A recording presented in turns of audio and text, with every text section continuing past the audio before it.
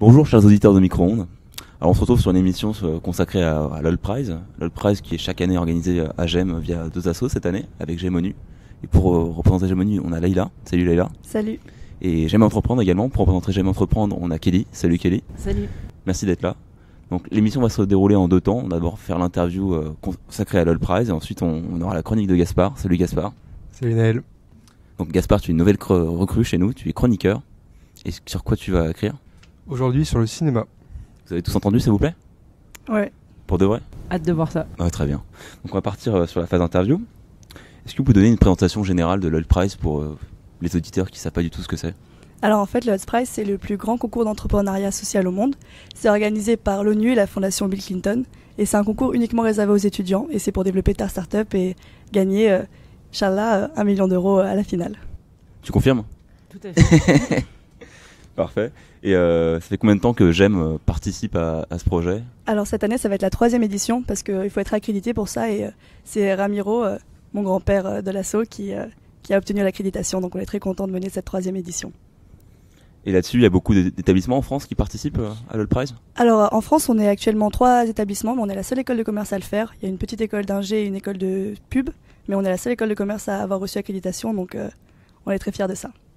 Et là-dessus, il y a encore les candidatures qui sont ouvertes ou tout est clôturé et vous avez vos équipes gémiennes prêtes à innover et changer le monde ? Alors on a déjà des équipes gémiennes, mais on est encore ouvert à toute proposition. Si jamais quelqu'un, un petit groupe de 3 ou 4 étudiants de GEM ont leur idée, ils peuvent tout à fait me contacter sur Facebook ou la page et puis on les incrustera dans le processus de sélection, il n'y a pas de souci. Il y a une deadline ou... Avant l'événement, ce serait bien quand même. D'accord. C'est le 23 novembre, c'est samedi On le dans 2 rappelle. semaines. Voilà. Et... mais non, mais ils peuvent tout à fait s'inscrire et puis bénéficier des conseils de GEM Entreprendre. Tout à fait. En fait, on accompagne à GEM Entreprendre, on accompagne tous les participants du All Prize dans leur création de projet. Donc on fait la même chose avec eux qu'on fait avec les entrepreneurs pour l'incubateur. On les aide à développer leur idée. Par exemple, s'ils ne savent pas faire une étude de marché, on va les aider, on va leur apprendre à le faire. On va leur apprendre à aller chercher les bonnes informations au bon endroit, à construire un business model viable et surtout à synthétiser leur idée et à pouvoir la pitcher correctement le jour J devant le jury. Et ça s'organise comment ? C'est des rendez-vous hebdomadaires ?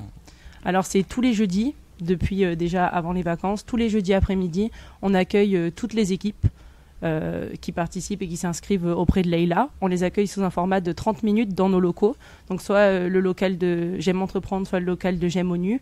Ça peut être en français ou en anglais. On a des coachs bilingues, c'est ça qui est cool. Mais moi, c'est pas mon cas. Je suis vraiment nulle en anglais. Voilà, on se le cache pas. Et on va les accompagner tout au long de la création et du processus. Et ils peuvent venir nous voir à chaque session ou qu'une fois sur 2, c'est vraiment libre. On est vraiment là pour les aider et on les force à rien. Ouais. Et une équipe a son coach attitré ou ça bouge ? Ça fluctue ? Ça dépend. Parfois, il y a des équipes qui ont envie de voir la même personne parce que surtout, elles veulent garder le secret sur leur projet. Ça, c'est vraiment super important.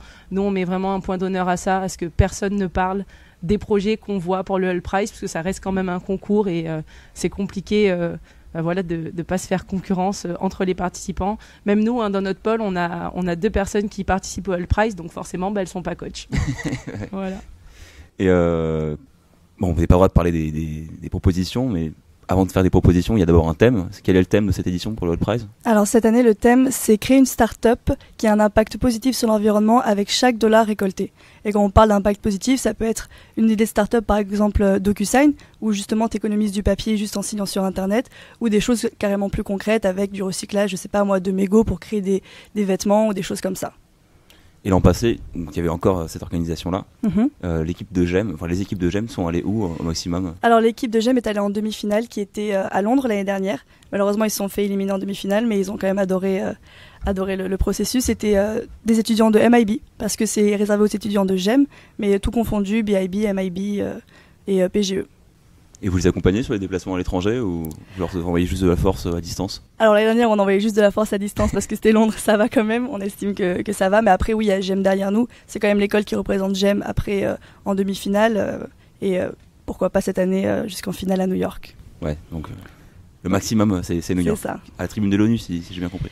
Alors non, c'est pas dans les locaux de l'ONU, c'est une salle qui est réservée et puis c'est accompagné par la fondation Bill Clinton, donc même rien que d'y aller pour serrer la pince à Bill Clinton, c'est toujours sympathique. Et est-ce que vous avez des exemples de projets qui ont été réalisés et qui ont gagné les années précédentes et qui maintenant sont peut-être des success stories, des choses comme ça? Alors, success story, je sais pas si on peut encore parler de ça, mais en tout cas, l'année dernière, par exemple, c'était une équipe mexicaine qui a gagné et ils avaient fait un projet un petit peu d'Airbnb avec un aspect un peu plus social parce qu'ils étaient des Airbnb chez les indigènes locaux, donc ça faisait un petit peu aspect culturel puis aspect social qui était un peu mélangé là-dedans. Mais en tout cas, même l'année dernière, l'équipe qui n'a pas gagné à GEM s'est quand même fait incuber à l'incubateur de GEM et a monté son entreprise par elle-même. Voilà, justement, c'est aussi la possibilité qu'on offre. On a quand même des super projets cette année. Et malheureusement, même si elles n'arrivent pas à faire les sélections du All Prize, elles peuvent toujours venir tenter de se faire incuber. Parce que là, on a quand même beaucoup de projets à la campagne d'incubation et il y a beaucoup de beaux projets. Donc, ça peut être vraiment intéressant de développer son projet avec l'incubateur. Et si on ne participe pas au All Prize et qu'on veut suivre l'aventure des équipes et les soutenir, il y a des... vous pouvez toujours venir le samedi 23, il n'y a pas de souci, on vous accueillera à bras ouverts. Super. Ok, j'ai tous les éléments qu'il me faut. Il y a peut-être quelque chose que vous aimeriez mettre en avant ou pas? Non, moi c'est bon, juste faut avoir l'idée, faut avoir le courage d'essayer le truc et puis nous après on vous aide, on ne demande pas aux personnes d'arriver tout de suite avec un business plan parfait et donc c'est pour ça que c'est vraiment accessible comme objet et puis même sur un CV c'est toujours hyper impressionnant d'avoir participant au plus grand concours d'entrepreneuriat social au monde, c'est une reconnaissance. Puis en plus, s'ils avaient déjà des projets parfaits, on ne servira à rien, donc ça ne nous arrange pas. Donc non, vraiment, même s'ils ont juste une toute petite idée et qu'ils n'ont pas les compétences, faut venir parce que nous, on est justement là pour ça, pour les aider pour ça. Donc faut vraiment pas hésiter, c'est les petites idées qui font les grands projets. Et ça vous fait plaisir, c'est une activité qui vous emplit de joie, vous apprenez des choses Ouais, après moi sur le principe d'être ambassadrice campus, c'est quand même très intéressant de gérer un événement comme ça. Puis c'est quand même les quarts de finale. C'est quand même quelque chose d'assez de renom en fait et du coup c'est très intéressant pour moi d'organiser ce genre d'événement d'un point de vue d'organisation et puis voilà. Et nous c'est assez intéressant pour notre pôle parce qu'on fait souvent du travail individuel et là c'est un peu l'occasion de travailler en équipe. Donc nous c'est intéressant pour ce côté-là, on a vraiment la cohésion d'équipe et on suit tous les projets, on peut tous donner notre avis et c'est vrai que ça ajoute forcément de la valeur ajoutée pour les porteurs de projets. Parce que vous êtes ouvert aux propositions et à leurs apports dans la façon dont ils mènent leur projet. Vous n'avez pas de plan d'attaque, le coaching se passe comme ça. Alors justement, en fait, on écoute ce dont ils ont besoin. Si par exemple, ils ont déjà eu des chiffres et que les chiffres, ça ne va pas du tout, on va essayer de les remettre sur la bonne voie, aller chercher d'autres chiffres. Ou si par exemple, leur business model, il y a vraiment quelque chose de choquant dedans, on va les aider à améliorer, à trouver la solution en fait. C'est vraiment ça notre rôle, c'est de leur apporter les solutions, pas juste leur donner une réponse et débrouille-toi, c'est leur donner la réponse, leur expliquer pourquoi et leur permettre de pouvoir trouver la solution tout seul la fois d'après. Ouais, voilà. Et même si chaque workshop c'est sous une thématique particulière, par exemple la première était dédiée à la création d'un business model, la prochaine ça va être comment pitcher, la dernière ça va être comment faire un visuel de présentation intéressant. C'est un accompagnement qui est personnalisé, qui va s'adapter à chacune des équipes selon leur avancement. Voilà, tout le monde est formé chez nous pour justement pouvoir faire toutes les différentes étapes, que ce soit le développement d'idées, le pitch. Donc on est opérationnel pour tout besoin. Parfait. Bon, je répète, vous êtes les deux contacts privilégiés, Kelly et Leïla, pour participer à l'All Prize. Voilà. Et donc le prochain échéance le 23 novembre. C'est ça, pour les quarts de finale. Et puis ensuite, ils seront incubés à l'incubateur de GEM. Et puis direction les demi-finales. Et puis pourquoi pas New York. Pourquoi pas New York. On va passer à la chronique de Gaspard. Chers auditeurs et auditrices, je ne vous cache pas une certaine émotion au contact de ce micro. Je ne peux m'empêcher de penser à mes illustres prédécesseurs, anciennes et actuelles stars de l'école, qui ont su amener Micron de sommet. Dans ce temple, nous sommes les gardiens d'un idéal, nous sommes les gardiens d'une conscience.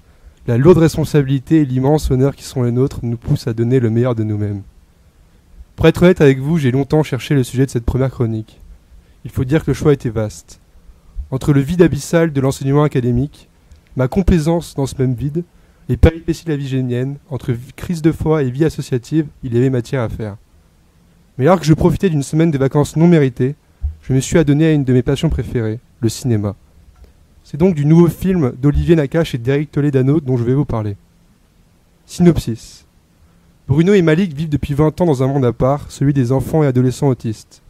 Au sein de leurs associations respectives, ils forment des jeunes issus des quartiers difficiles pour encadrer ces cas qualifiés d'hyper complexes. Sur un sujet aussi délicat que l'autisme et le regard de notre société sur celui-ci, le duo de réalisateurs signe un film émouvant, sans jamais verser dans le pathos, drôle sans jamais se moquer. Avec la justesse qui les caractérise, les réalisateurs d'Intouchables ou encore Nos Jours Heureux vous touchent en plein cœur avec un film résolument optimiste et plein de vie. Porté par un duo d'acteurs étincelants, Vincent Cassel et Reda Kateb, le film arrive à capturer des moments de grâce et hors du temps. Restera notamment dans ma mémoire une magnifique scène de danse qui vous laissera le sourire aux lèvres et les yeux humides. Une des forces du film au fond, c'est de parler légèrement des choses graves et gravement des choses légères, sans jamais tomber dans la caricature. On sort de là silencieux et bouleversé par ce qu'on vient de voir. Hors norme. C'est en salle au Pâté Grenoble, à la Nef et dans toutes les bonnes salles à côté de chez vous. C'est un film que vous avez vu ou pas du tout? Pas du tout, mais ça donne envie. Moi, j'aime pas aller au cinéma. Rester assise pendant 2 heures, je peux pas, quoi. Ok, bah ça se défend. On va rendre l'antenne. Merci les invités d'être passés. Merci Leïla, merci Kelly. Merci à vous. Merci de nous avoir invités. C'était un plaisir de venir avec vous. Merci Gaspard pour ta chronique. Merci Naël. C'est un truc que tu veux faire dans les prochaines éditions, parler de cinéma? On va essayer de mettre en place avec Micro-ondes une émission culturelle où chacun viendra parler un petit peu de musique, cinéma et de ce qui nous a plu dans les récentes sorties.